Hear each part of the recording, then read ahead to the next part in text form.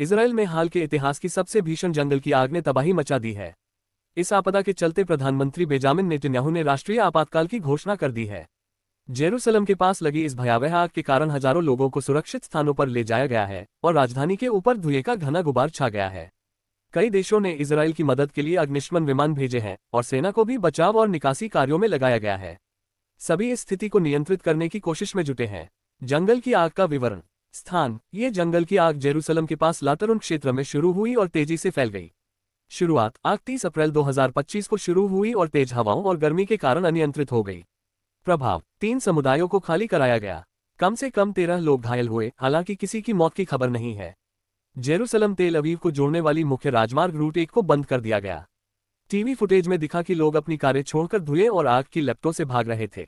राष्ट्रीय आपातकाल की घोषणा। नेतन्याहू का बयान। नेतन्याहू ने कहा, पश्चिमी हवाएं आग को आसानी से जेरूसलम की बाहरी सीमाओं तक और यहां तक कि शहर के अंदर तक धकेल सकती हैं।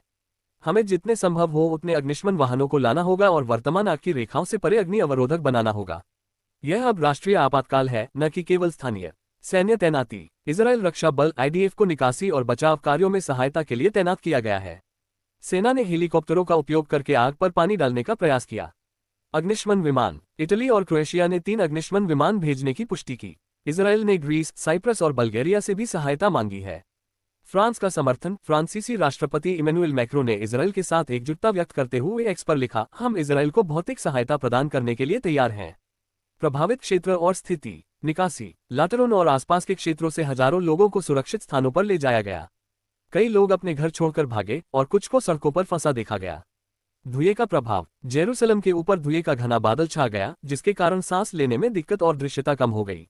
स्वास्थ्य अधिकारियों ने लोगों को घरों में रहने और मास्क पहनने की सलाह दी। रद्द किए गए आयोजन। आग की वजह से इजराइल की स्मृति दिवस, मेमोरियल डे और स्वतंत्रता दिवस की पूर्व संध्या पर होने वाले कई समारोह रद्द कर दिए गए, जिसमें जेरूसलम में होने वाला मुख्य राज्य समारोह भी शामिल था। स्थिति को नियंत्रित करने के प्रयास। अग्निशमन प्रयास। स्थानीय अग्निशमन टीमें दिन रात आग बुझाने में लगी हैं। हेलीकॉप्टर और विमानों का उपयोग करके आग पर पानी डाला जा रहा है। सैन्य सहायता। सेना ने जंगल में फंसे लोगों को निकालने के लिए विशेष टीमें तैनात की हैं। सैन्य बलों ने प्रभावित क्षेत्रों में अस्थायी राहत शिविर स्थापित किए। चुनौतियां। तेज हवाओं और शुष्क मौसम ने आग को नियंत्रित करना मुश्किल बना दिया है। अग्निशमनकर्मी थकान और संसाधनों की कमी से जूझ रहे हैं। सोशल मीडिया पर प्रतिक्रिया। सोशल मीडिया पर इस घटना को लेकर लोग चिंता और समर्थन व्यक्त कर रहे हैं। लाइक, कमेंट और सब्सक्राइब करना न भूलें ताकि ऐसी खबरें आप तक सबसे पहले पहुंचे।